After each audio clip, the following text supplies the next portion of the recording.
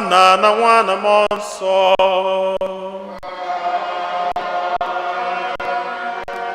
Ka ngọzi nke Onyenwe anyị Jesu Kristi na ịhụnanya nke Chukwu Nna na ịdịkọ n'otu nke Mmụọ Nsọ na-enye dịrị unu niile.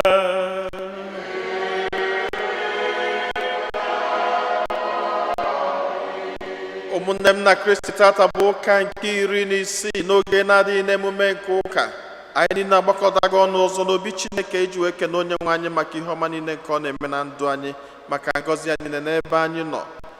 Ka anyị na-ekene Chineke maka ihe ọma ndị a niile, ka anyị na-ewele onwe anyị, na-ewele ezinụlọ anyị, na-ewele atụmatụ anyị niile dị mma na-erunye n'aka Chineke, na-ayọ ka izuụka ọfụ n'ụwa nke anyị banyere wetala anyị ngọzi na mbuli elu.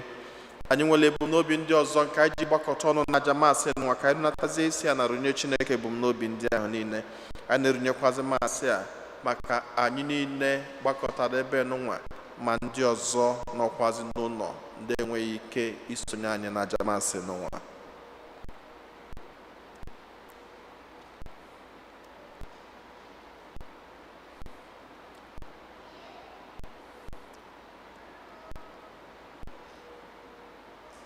Ụmụnna, ka anyị kwado onwe anyị nke ọma maka nnukwu mme nke Yukaristia n'ụwa site n'ikwupụta njọ anyị.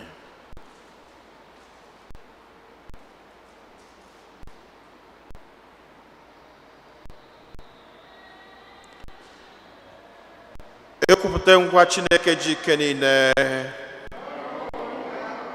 Meghera m nke ukwuu site n'echiche, n'okwu na omume, na site n'ịrapụ ezi omume o kwesịrị na anyị. Site na mmehie m nke kasị ukwuu, ya ka aja ya.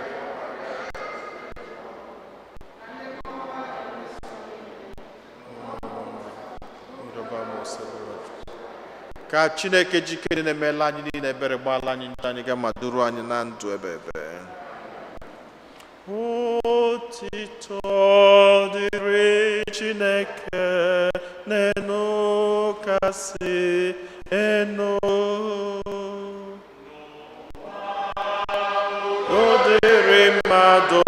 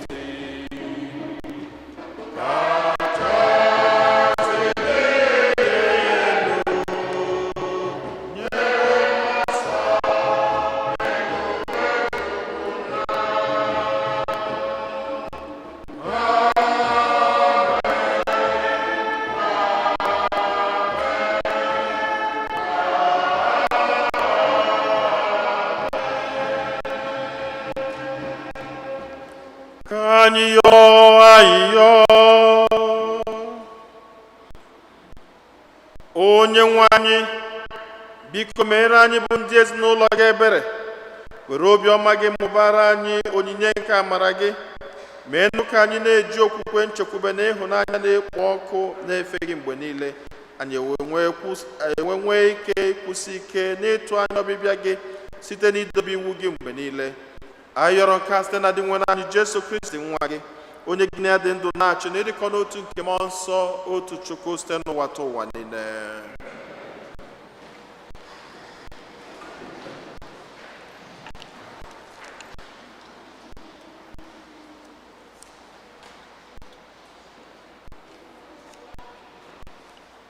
Ihe ọgụgụ ewetara n'akwụkwọ onye amụma Jeremaya.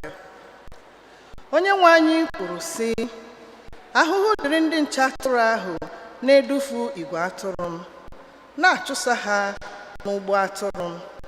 N'ihi ya, lee ihe onye nwe anyị Chineke nke Izrel jiri kwado ndị nche atụrụ ahụ na-echekwaba ndị nke ya bụ Izrel.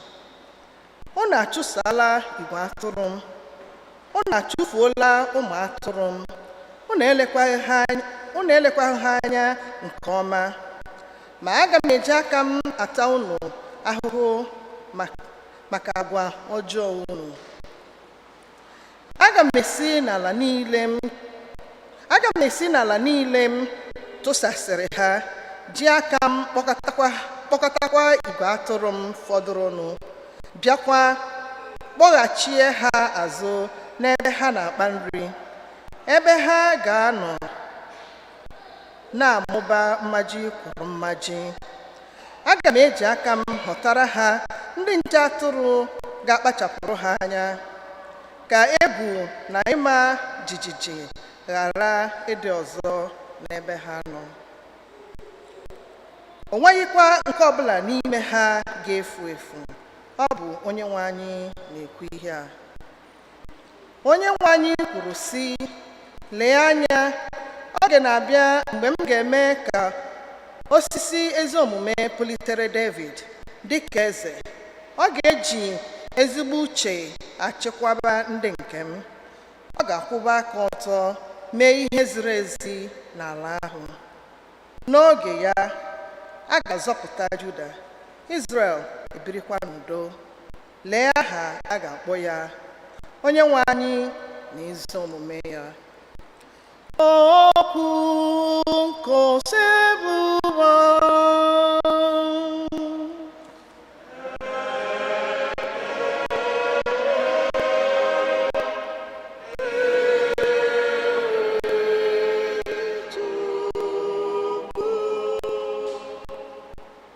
di nwenụ m bụ onye nche m, o nweghịkwa ihe m ga-achọ.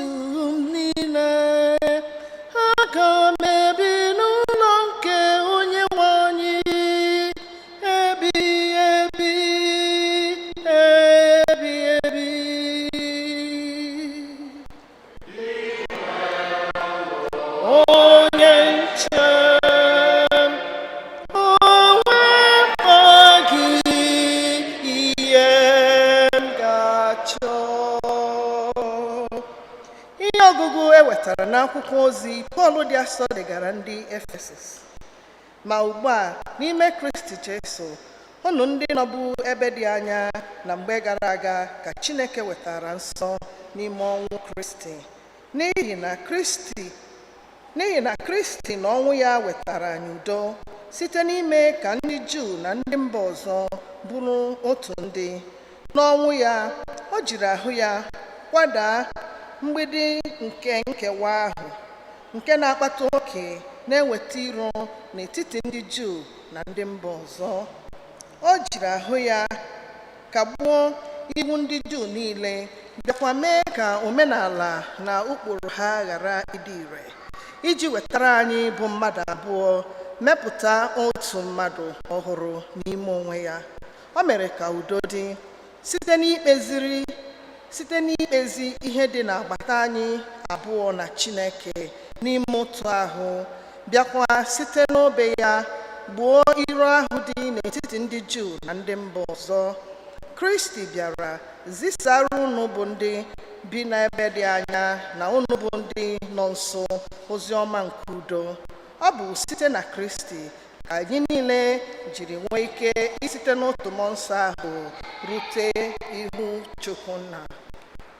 Okwu nke osebuwa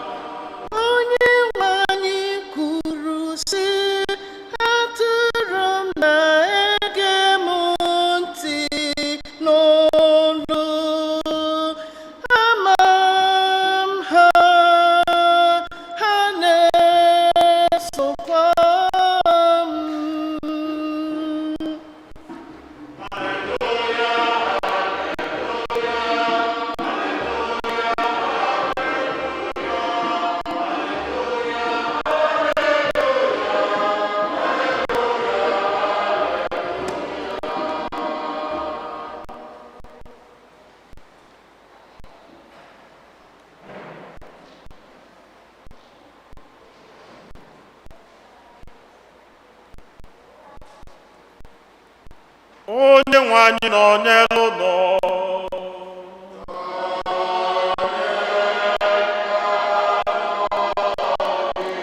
Ihe ọgụgụ nke a si n'oziọma dị nsọ nke Maki dere.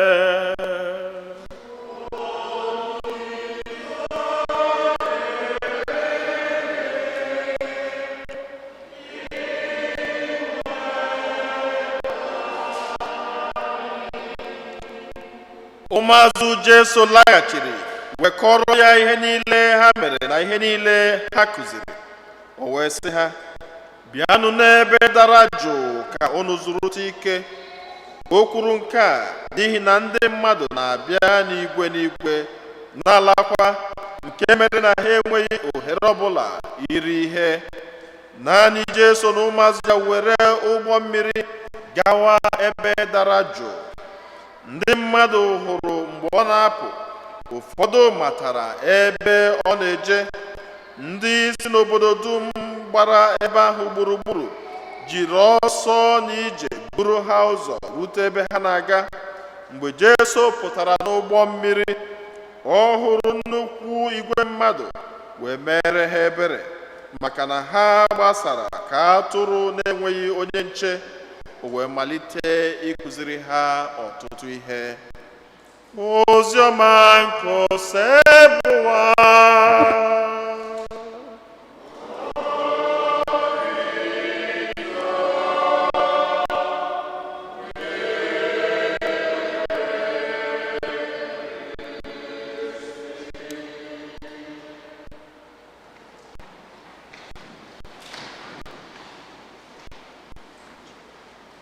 chi anyị dị ndụ wee chi anyị nwụrụ anwụ chacha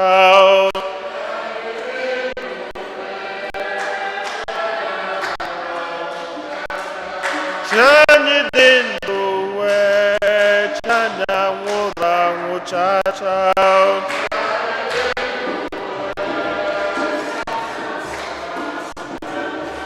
chi mụ dị ndụ wee chi ma nwụrụ anwụ chacha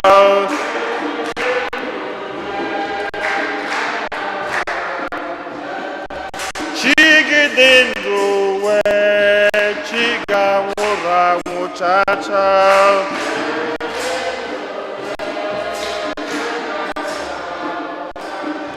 chi anyị dị ndụ wee chi anyị nwụrụ anwụ chacha dị ndụ wee chi anyị nwụrụ anwụ chacha. Amen. Kekunume. Chi anyị dị ndụ, chi anyị nwụrụ anwụ, etu ọbụla o si na dị, chi anyị ga na-echekwaba anyị ụtụtụ, efifie, n'abalị. In Jesus' name. Tata bụ ụka nke 16 n'oge na-adịghị n'emume nke ụka. Tata o nwere obere ajụjụ Chineke chọkwalụ ka ọ na-ajụ mụ na gị mgbe niile. Ajụjụ anyị ga-ejuwe na-achụgharị uche onye anyị bụ na ihe anyị bụ. O wee bụrụ na Chineke chọrọ ịkụzi mụ na gị etu esi abụ onye ọzụzụ atụrụ. Etu esi abụ onye ọzụzụ atụrụ, a shepherd. So I'm maybe doing her with what is a shepherd? Nke a bụgodo ofu ajụjụ. Then nke bụ ọbụrụ who is a shepherd? Nke bụ what is a shepherd? Nke bụ ọbụrụ who is a shepherd? Then I chọpụtazie who is a shepherd. Anyị afụzie n'ime shepherd ahụ na enwelu good and bad shepherd. Then ajụjụ anyị ga-ajụzi bụrụ keduzi nke anyị bụ n'ihe na-abụ n'ụwa? Anyị ọ bụ good ka anyị ọ bụ bad shepherd? Ka anyị banye n'okwu nke mbụ, what is a shepherd? Na obodo ndị ọka ibido with ama na ụfọdụ ụmụaka. If you have never been to Nigeria, raise up your hand. Okay, good. Okay, good. Have you been to any zoo in this country? The zoo? Okay, no. Okay. Then those who have been to Nigeria, have you seen a sheep?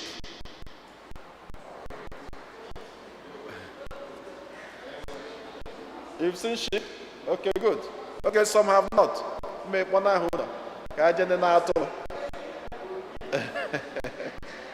Okay, good. Okay, so now,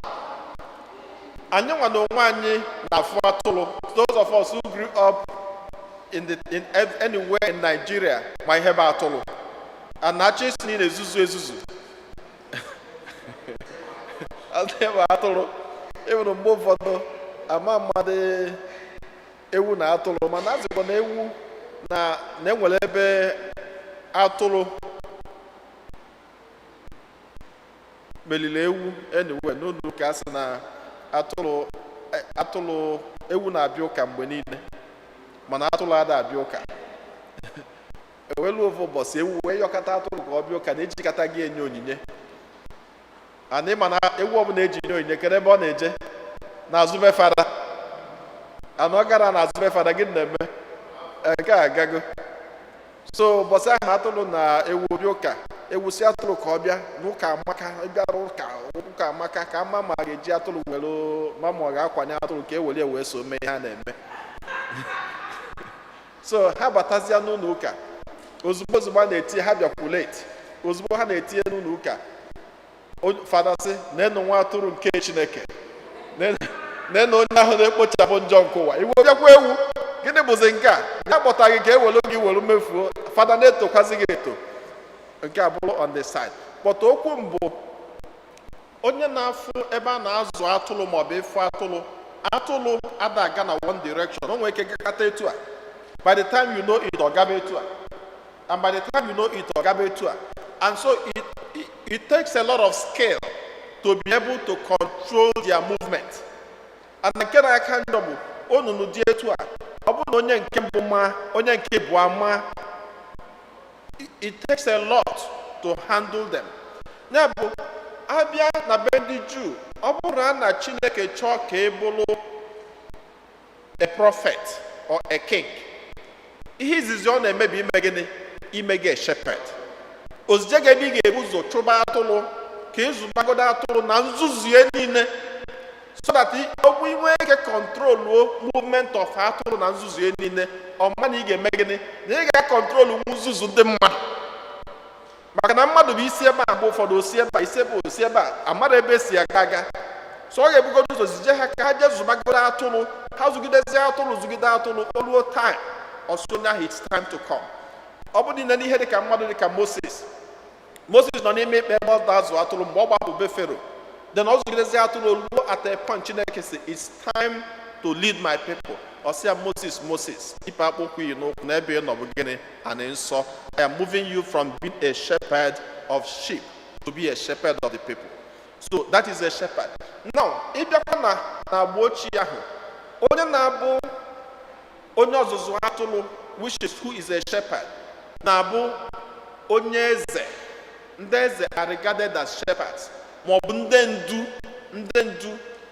In our own context tata, who is a shepherd? Mụ na gị nọ n'ụlọ ụka n'ụwa bụ ndị ndu Chineke.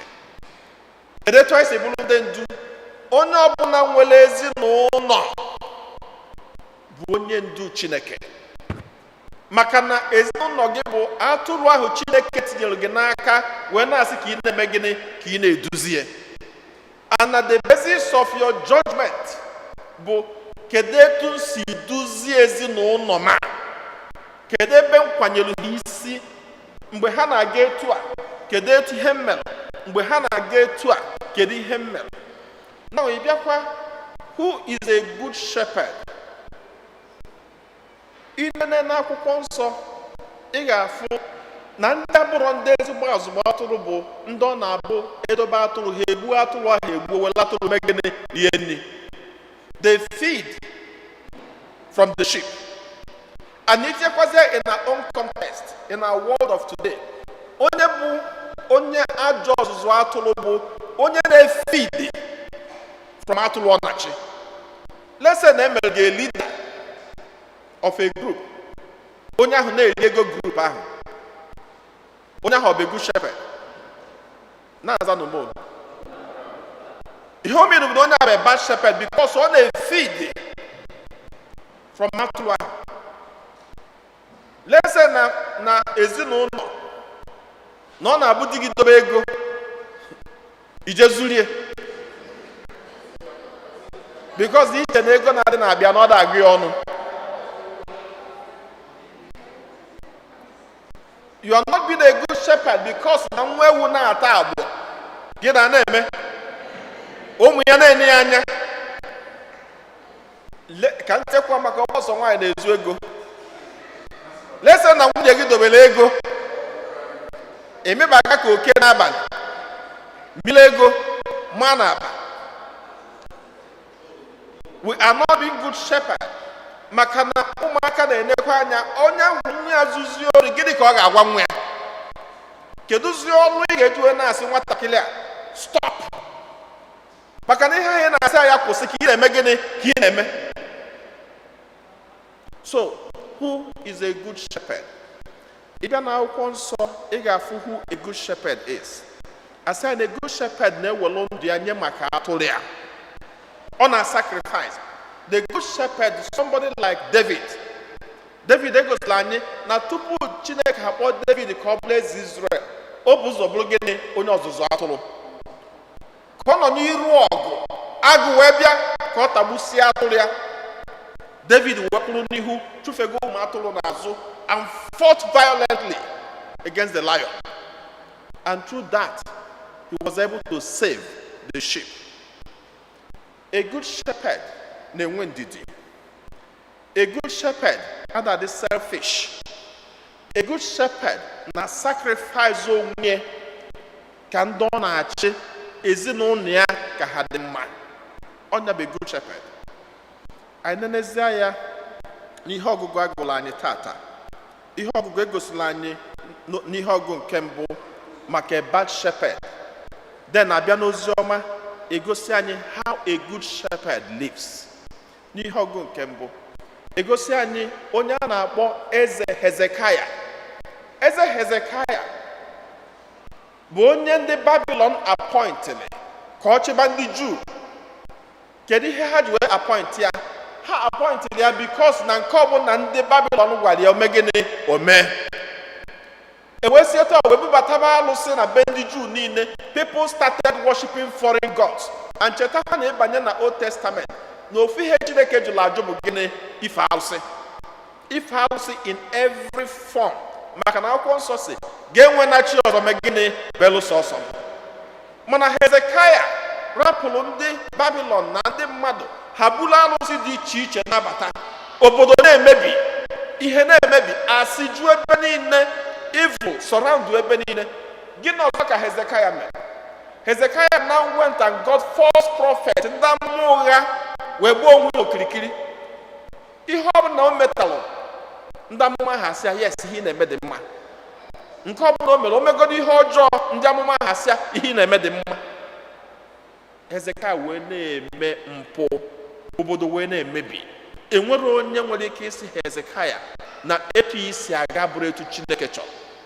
Iwe wee Chineke wee zipụta onye amụma na-akpọ Jeremaya. Wee sị ejekwuru Hezekaya ka isi ya na m si ya na mpụ na aghụghọ niile a ọ na-eme, that time will come when God will send his own prophet. Na Chineke ga-abịa ji aka ya dozie obodo wee kpochapụ ihe ọjọọ niile na-eme. Kedu ihe Hezekaya na-represent? He represents a bad shepherd. Now banye n'ozi ọma efu ndị bịara ụka last Sunday ga-afụ na Jesu zipụrụ ha ebuọ ka o zipụsị ha wee nata wee lụsị ọrụ niile ha lụrụ wee sị Jesu na ajọ mmụọ rubela anyị isi tata.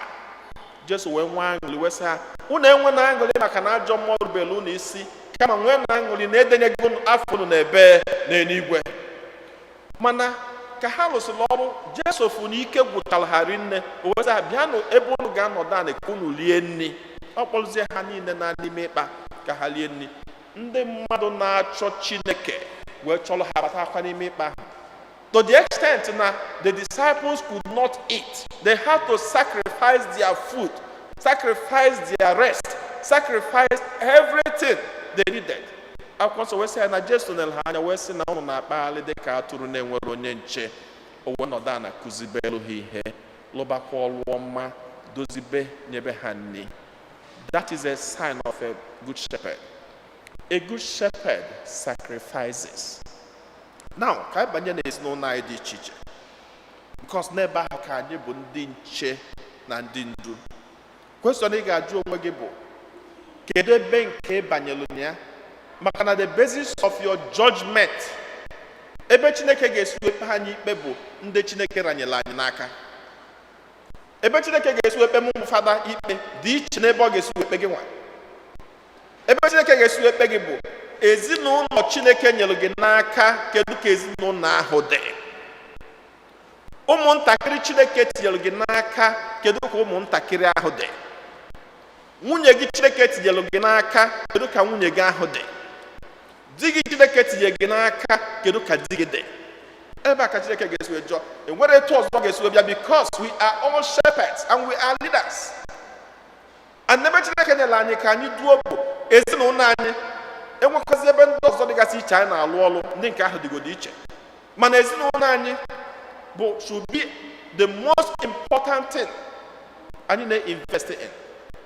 Ine na ọtụtụ ezinụlọ kịta efu na ofu ihe na-egbu ezinụlọ anyị bụ gịnị? Selfishness.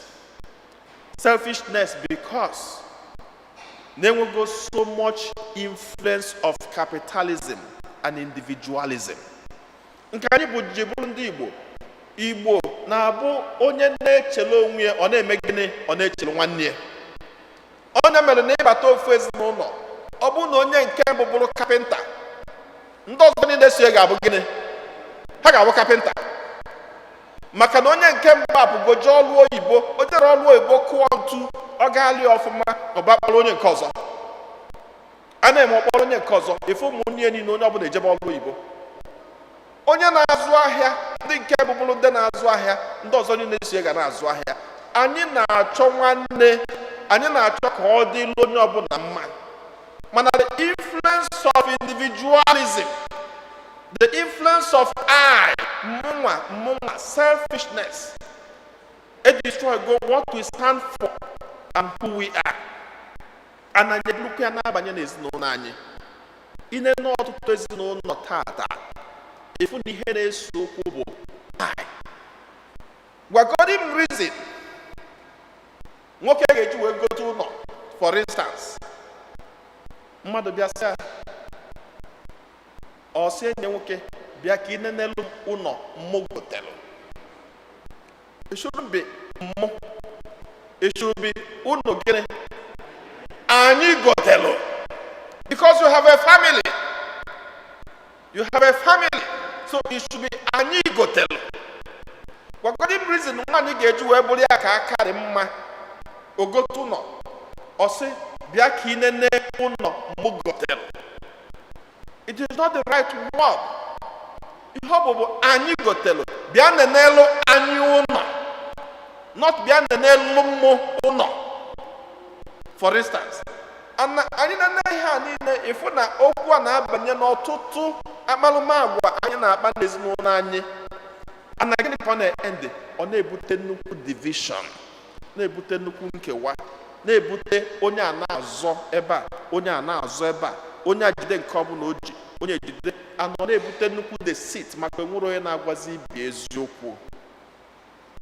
Ụmụnne m na Kristi, Chineke chọrọ ka anyị jụọ onwe anyị tata, am I a good shepherd in my family, or am I a bad shepherd to my family? Investment to your family is not about money. It's about the whole of yourself. It's about the whole of your being. Ọ bụrụ because na inyere ụmụaka ego nne ha lie nne tata, isi ọkwa nle nyaahụ nụ na amelizi tata, ha ga na-eri mgbe niile, because it's the whole of your being. Ị nwere reserve ọzọ abụrụ ụmụaka ahụ, abụrụ nwunye gị, abụrụ di gị, nothing more. Anyị na-enekwa etu ndị mmadụ si anwụ n'ụwa, anyị afụ na nke ọ bụla idobere edobe mgbe ụfọdụ abụrụkwa nke gị. Nke ọ bụla idobere edobe mgbe ụfọdụ abụrụ nke gị. Anyị na-anya n'ihe ọbụla a na-ezo ezo, amago m ndị dobere ego, zogide ego nwụọ, achọtara ego ahụ, bọsị achọtara ego ahụ, onye mma na Ọnịcha ife ebe achọtara 6 million naira nwaanyị a zoro ezo, 6 million naira nwaanyị a zoro ezo n'ime rumie mgbe ọ nwụrụ. Anọ mgbe a na-atụghasị ngwongwo na ngwongwo ka afọ ebe nwaanyị a pakịrị 6 million naira o zoro ezo. Ego ahụ onye liri ya? Mbọsasị. Everything we have belongs to our family. And so Chineke na-achọ na tata na anyị ga-abụ ndị ezigbo ọzụzụ atụrụ. And ndị ezigbo ọzụzụ atụrụ by example, by sacrifices. Anyị ewepụ I, selfishness out of our lives. Ka ezinụlọ anyị wee tọọ atọ, ka ụmụaka anyị wee nwee ike tọọ ọfụma, ka aṅụrị wee nwee ike zuo oke, ka onye ọbụla wee nwee ike bie n'udo na ọṅụ site na Kristi onye nwe anyị.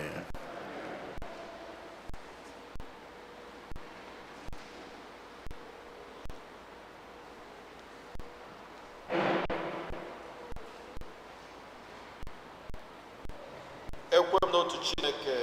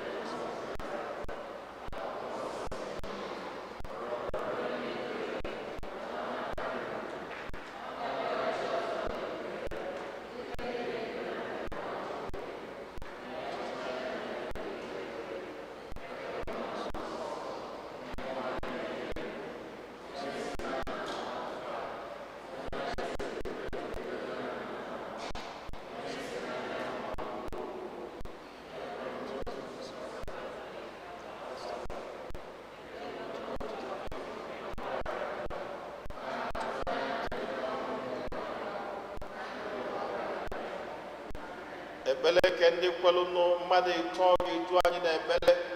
Chineke onye fụrụ anyị n'anya, anyị akpọkọtago ọnụ ọzọ iji nye gị ofufe n'ụzọ pụrụ iche. Anyị na-ayọ ka iche ntị ma nụrụ anyị ya.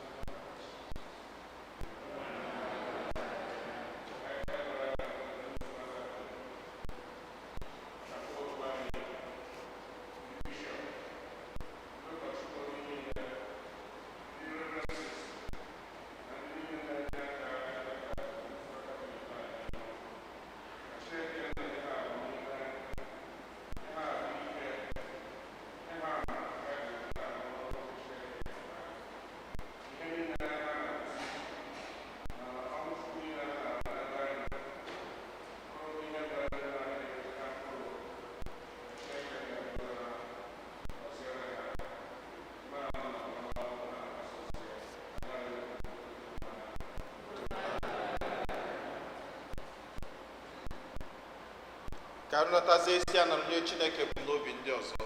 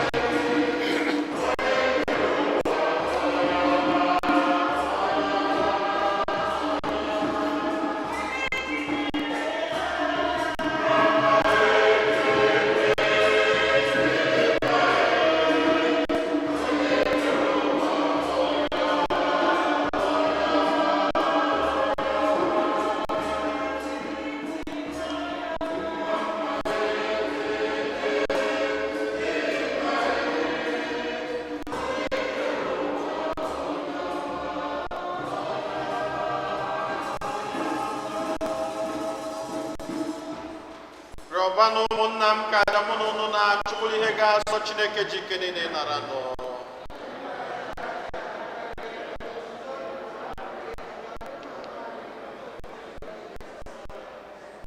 Chineke anyị idola so otu aja zuru oke asọ, were ya dochie anya ọtụtụ aja nke agba ochie.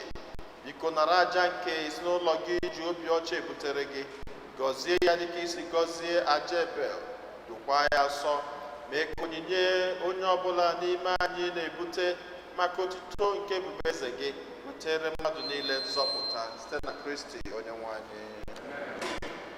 Onye nwe anyị nọ n'elu ụlọ.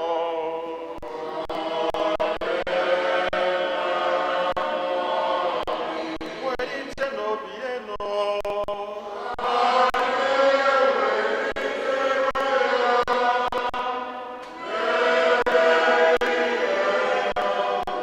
Ka anyị nye n'ụdị nwenụ Chukwu anyị ya ekene.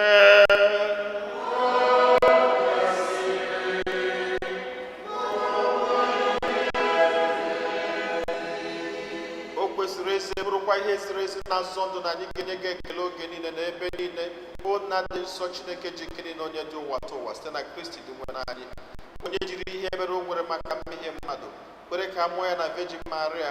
Ọ gbatara anyị n'ọnwụ ebebe si n'ọnwụ ọ nwụrụ n'elu obe, ya si na mbilite n'ọnwụ ya nye anyị ndụ ebebe. N'ihi nke ya anyị na-eso igwe ndị mama niile nke eluigwe na-eto ebube gị oge niile na ukwe na ekwe.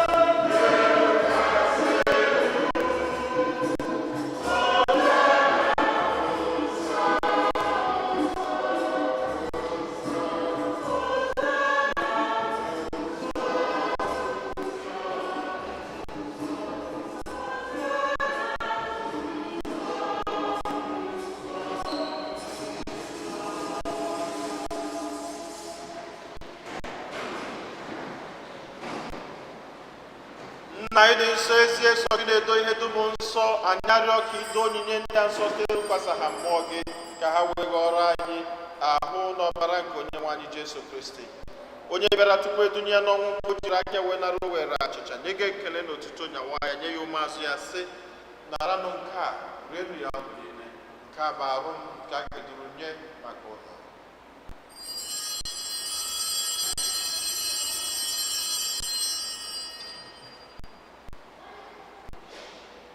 Otu akwa ka o si mee mgbe ha richara nri anyasị, o buru iko mmanya nyekwa gị ekele n'otuto, bunye ya ụmụazụ ya sị, naranụ nke a, ṅụọnụ ya ọnụ niile, nke a bụ iko nke ọbara m, nke ọgbụgba ndụ ọhụrụ dị ebebe.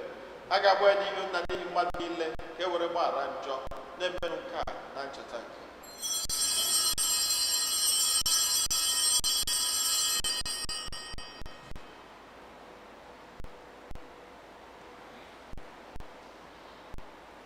ka anyị kwupụtanụ n'ihe omimi nke okwukwe anyị na-eme ugbu a.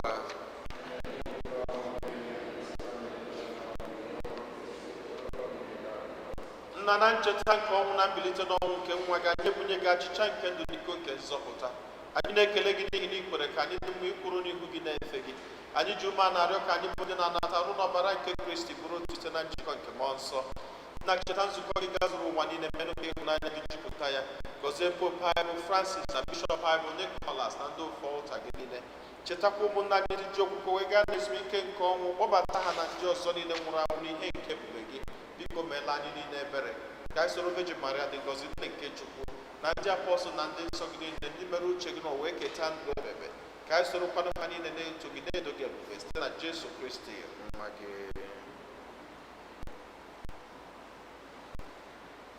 Ihe niile kere eke na-eso ya bụ Kristi, na-esikwa n'ime na n'aka ya dị dịkọrọ otu nke mmụọ nsọ, na-enye gị bụ Chukwu nna ji ike niile, nsọpụrụ na otuto niile site n'ụwa ta ụwa niile. Nna anyị nọ n'eluigwe,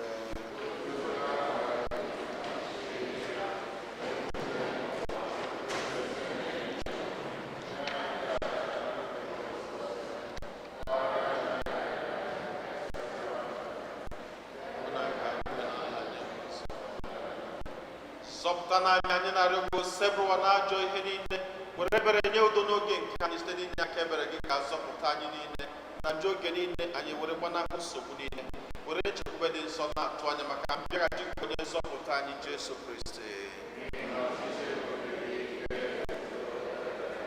Onye nwe anyị Jesu Kristi, onye gwara ndị apọstọl gị, udo ka m na-arapụrụ n'udo nke m ka m na-enye unu, elekwana anya na njọ anyị kama lekwasị anya n'okwukwe nke nzukọ gị.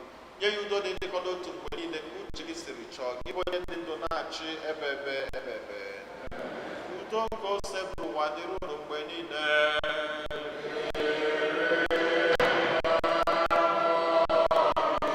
Nyerịta n'onwe unu wee kene udo.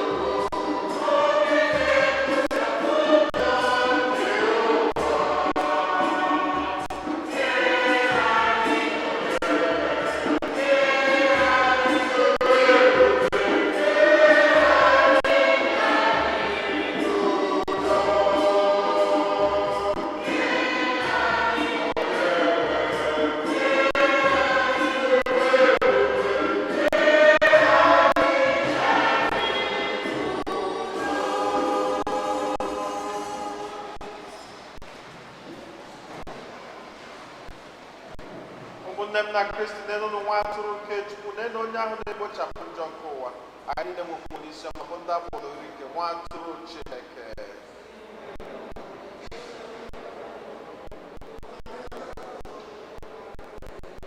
Ka ọbara Kristi chekwaba anyị niile ruo na ndụ ebebe.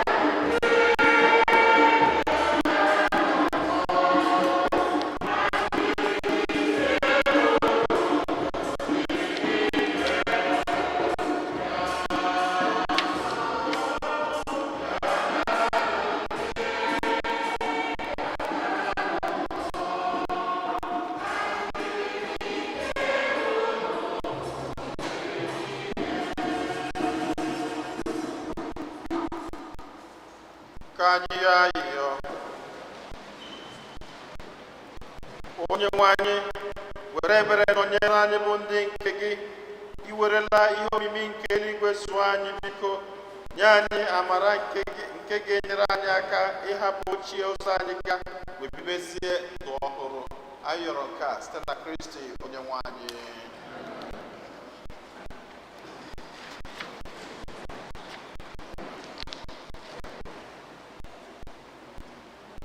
Otito dịrị Jesu.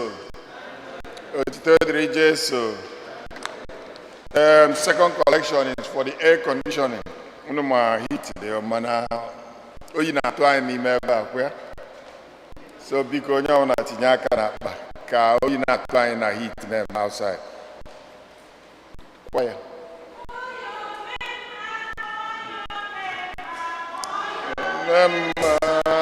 Omemma.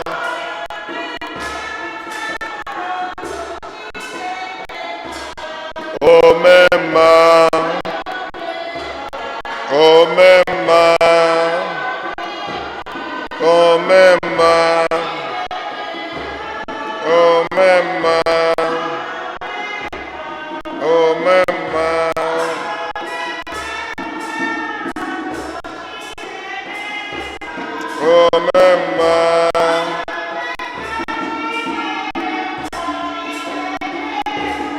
Omemma,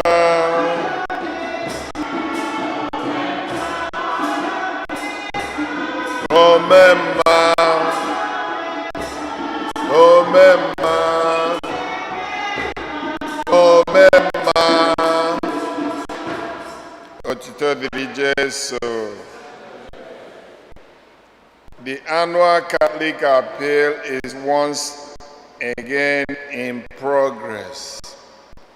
Our goal is $22,152.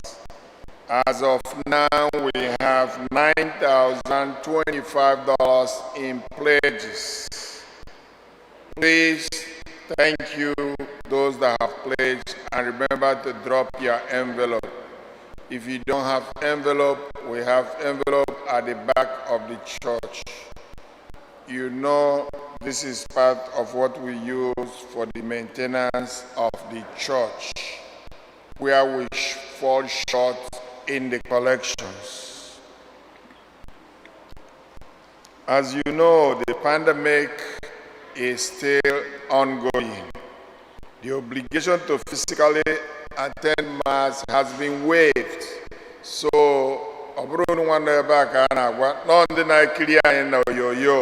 YouTube na Facebook ha bịaba ụka na inwezi that obligation to be in the Mass Saturday evening or Sunday 1:30 anyị here. Unu n'anya unu ka anyị ghere oghe oche dị. There is no restriction. So ndị nọ n'ụlọ biko ọ bụ na arụ adọrọ nọdụ n'ụlọ watch ya, mana ọ bụ na arụ dịghị bịa ụka bịa ka ịfụ anyị ụmụnne gị ka ịfụkwana gị ma na-arụ dị gị ịfụrụ na anyị fụ tata na chọọchị wọdị na anyị bịara ụka nyaa bịa nwụrụ last Sunday bịa nwụrụ ụka. So I otito dịrị Jesu for that.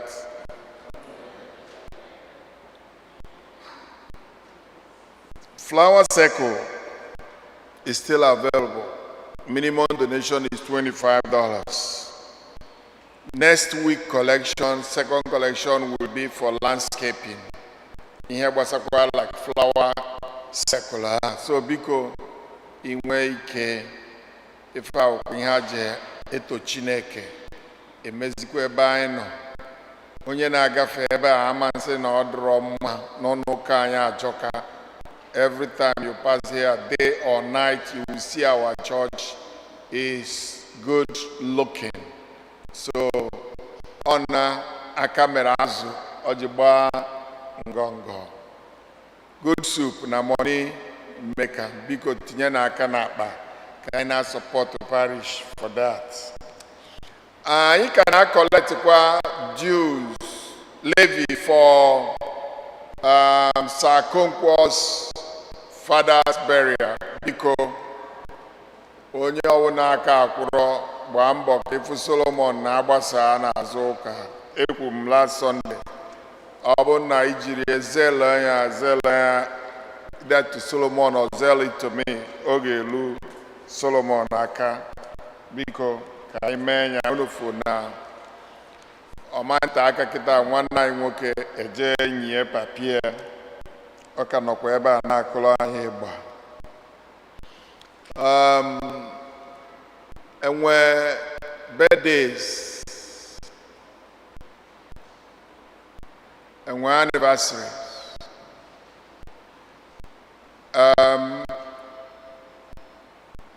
concerns Biafrans nwere okwu factor Igbo anyị tobe ya sị na biko ka ị bịa ọsịsọ.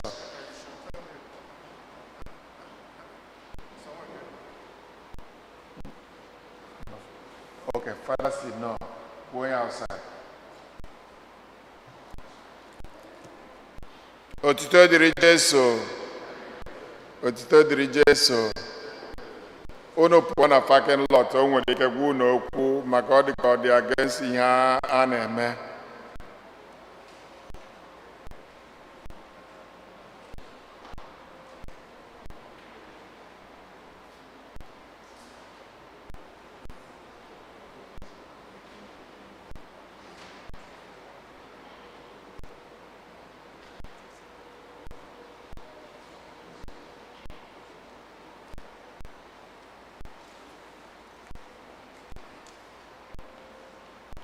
Todvinu Jesu na ndụ ebe abem. Somewhere after Mass, Uche na Solomon come on for briefly. Just briefly. Because Sanna chọrọ ka emeli announcement maka ndị Biafra. Anyị na-ebu ndị Biafra. Anyị nwere rally na British Consulate nke dị na 885 2nd Avenue, New York. So ka anyị rally together ka anyị nwee ike support maka freeing of Biafra and freeing of Nnamdi Kanu. So ọ maka anyị niile ịgbakọta ọnụ na Manhattan na 23rd of July, 23rd of Friday, 11. So ọ ga-akọwazila onye ọfụma na parking lot, ọ maka ndị ga-esi ebe ọzọ na ka ji kụzi anyị ebe a. Ọ ga-akọwala onye ọfụma biko.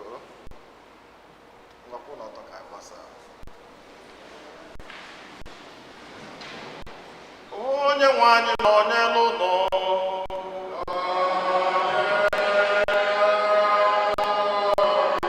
ka Chukwu ji ike niile gọzie unu, Nna na Nwa na Mmụọ Nsọ.